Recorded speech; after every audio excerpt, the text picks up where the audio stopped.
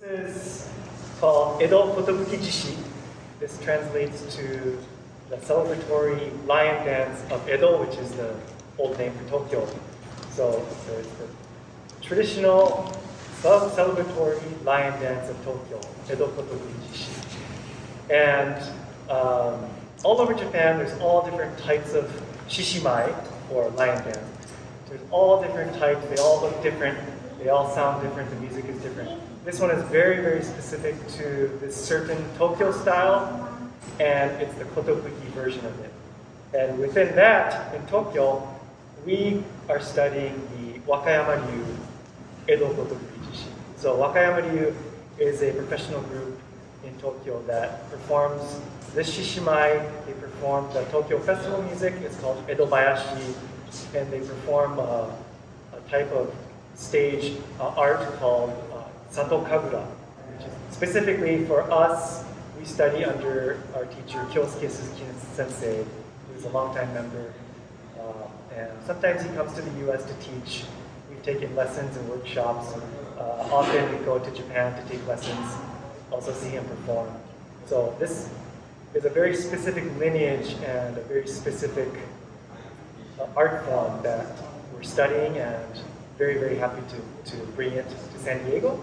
There's other places around the U.S. that are doing the same thing. They've studied this exact same Edo Kotobuki Jishi under Wakayama Ryu, under Suzuki sensei, and they have their own shishigashira, which is the lion head, and play the same music, which features 3 musicians. So if you went to Japan and saw a performance of this, typically, most often you would see it during New Year's time. Sometimes you would see it at a party, any kind of celebratory occasion. The company perhaps would hire this group to come and perform it for them. And it's to bring good luck is the real main reason. Of course, it's entertaining and it's kind of fun and festive, but the real reason is to bring good luck and cast away bad spirits. And that's really the true foundation, or the way this shishimai started in the first place was, the whole idea is that the shishi is a representative of the Shinto shrine. So when people go to the Shinto shrine and pray for no disease, or make sure that we still have a roof over our head, or anything that you would go to the Shinto shrine for, the shishi is a representative of that. And in the old days, when the shishimai first started, the group would go from home to home. Audiences in Japan also usually know that if you are bitten in the head by the shishi, that means you're going to have good luck for the rest of the year. So in order to entice the shishi, people have bills of money.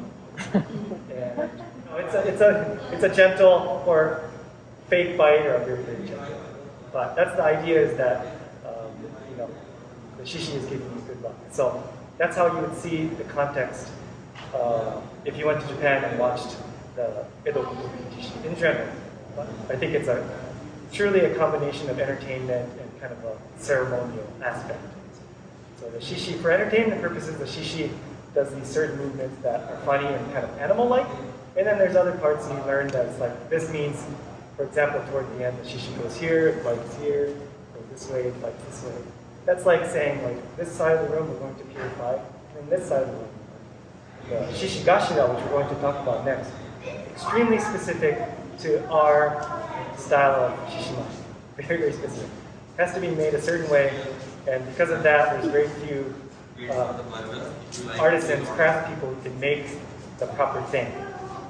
Suzuki sensei came to teach at Stanford for the Taiko conference in 2011, and I had the fortune of taking his workshop to learn the drumming.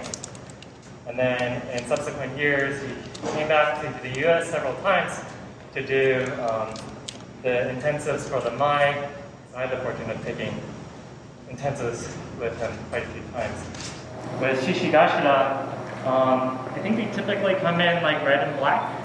So having it in gold foil, where she's really blinged out, is pretty special. They come in bigger and smaller sizes, but this is just about right for doing this style of shishimai, which involves a lot of jumping and floor work. So there's a lot of athleticism that's involved, as you guys saw. So you don't want the shishigashira to be too heavy.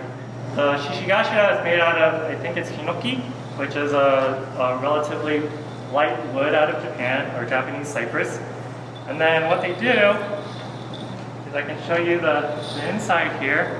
She started off about 1 inch thick. And you have to be careful how thin you make this, because the more material you take away, the easier it is for the shishigashira to break.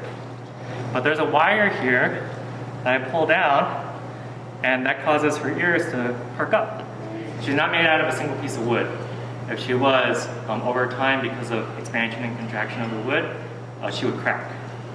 So she was actually made out of probably, I would guess, like 60 or 70 pieces of wood, laminated together. And then when we saw it, she was like rough carved. This is yak hair, white yak hair. And so it's attached and stitched onto the aori.